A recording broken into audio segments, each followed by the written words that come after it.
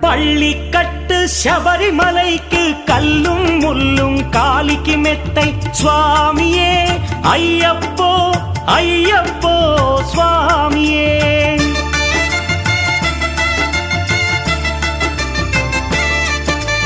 பள்ளிக்கட்டு சபரிமலைக்கு கல்லும் முள்ளும் காலிக்கு மெத்தை சுவாமியே ஐயப்போ ஐயப்போ స్వామియే.